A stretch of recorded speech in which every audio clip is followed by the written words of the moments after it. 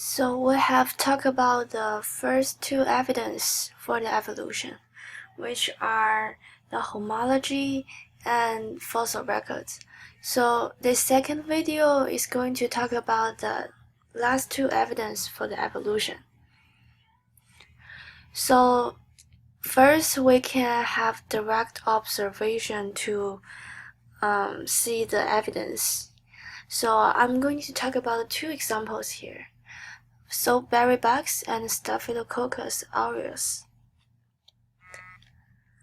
So the soapberry bugs, they eat seeds, and it's easy for them to eat seeds if their beaks are the correct length, which means if they have a longer beaks, their longer beaks they can have their seeds more easily.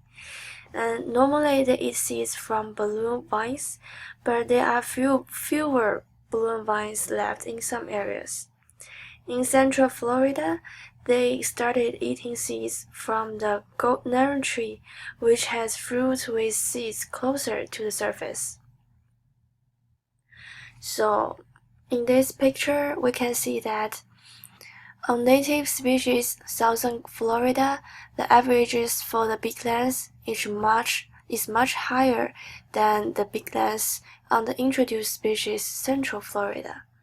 So we can see the natural selection has resulted in a change in the average beak length of soapberry bugs.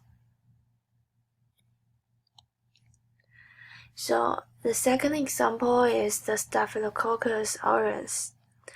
In 1959, doctors began using the antibiotic methicillin. Within 2 years, methicillin-resistant strains of Staphylococcus aureus was detected. This happened because some population of Staphylococcus aureus exhibited variations in methicillin sensitivity. Resistant individuals survived methicillin treatment and reproduced. Over time, the resistant individuals become increasingly common.